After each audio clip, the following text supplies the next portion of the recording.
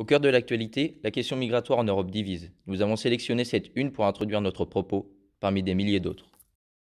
Aujourd'hui, les migrations internationales dans le monde concernent 250 millions de personnes et parmi elles, 30 millions ont le statut de réfugiés. Mais qu'est-ce qu'un réfugié ? Article 1 de la Convention de Genève, un réfugié, c'est toute personne qui, craignant avec raison d'être persécutée du fait de sa race, de sa nationalité, de sa religion, de son appartenance à un certain groupe social ou de ses opinions politiques, se trouve hors du pays dont elle a la nationalité et qui ne peut ou, du fait de cette crainte, ne veut se réclamer de la protection de ce pays, ou qui, si elle n'a pas de nationalité et se trouve hors du pays dans lequel elle avait sa résidence habituelle à la suite de tels événements, ne peut ou, en raison de la dite crainte, ne veut y retourner. La définition permet de bien fixer le statut de réfugié, souvent confondu avec celui du migrant, qui ne bénéficie pas de statut juridique propre. Avec le défi migratoire actuel, certaines obligations juridiques incombent aux États européens, telles que le principe de non-refoulement de la Convention de Genève, qui impose aux États contractants de ne pas expulser les réfugiés. Nous sommes partis à la rencontre de deux bénévoles d'associations d'aide aux réfugiés. Écoutons d'abord Laïla, assistante sociale engagée avec l'association Aurora. Jalal, qui est un de mes anciens résidents, était là-bas. Et du coup, la police l'a arrêté, l'a placé au centre de rétention de Rennes. Ça fait plus d'un mois, je crois que ça fait presque 40 jours. Et ils veulent l'expulser là au Soudan alors qu'il est en danger de mort là-bas, alors que le Soudan est toujours un pays instable et que s'il retourne là-bas, il m'a dit clairement, soit je vais me faire égorger, soit on va me tuer ou alors prison à vie. Même si les conventions internationales définissent certaines obligations, dans les faits, chaque pays reste très souple dans l'application des textes. Par exemple, la Hongrie, malgré la ratification de la Convention de Genève en 1989, a décidé de construire un mur sur sa frontière serbe, afin de limiter l'afflux de réfugiés sur son territoire. À l'inverse de l'Allemagne, quatrième pays accueillant le plus de réfugiés en 2018 avec 1,1 million. En ce qui concerne les pays de départ, en 2018, selon l'ONU, 2/3 de l'ensemble des réfugiés proviennent de 5 pays. La Syrie, 6,7 millions. L'Afghanistan, 2,7 millions. Le Soudan du Sud, 2,3 millions. La Birmanie, 1,1 million.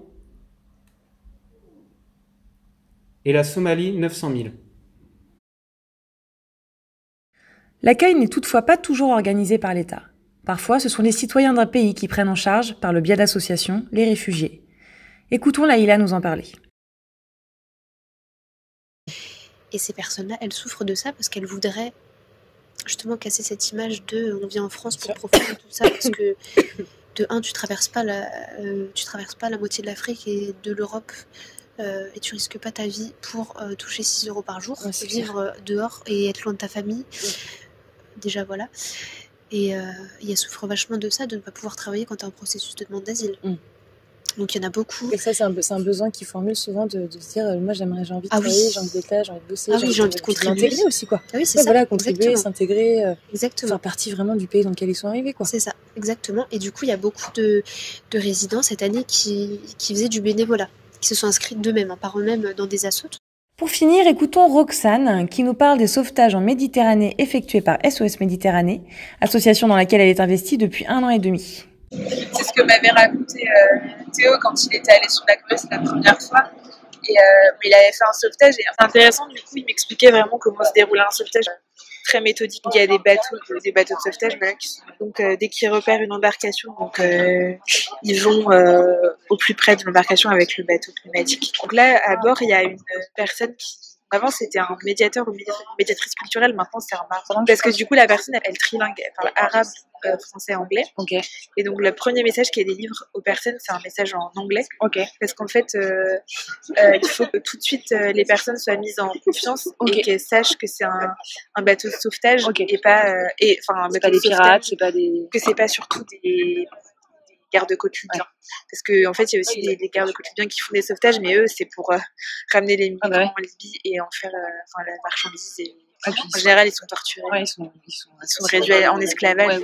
Alors, entre les problèmes liés au vocabulaire, les notions juridiques peu claires et les opinions propres à chacun, il est très difficile de travailler sur la question des réfugiés. Les avis, prises de position et comportements adoptés divergent, ce qui semble créer une réelle division politique et sociale au sein de l'Europe.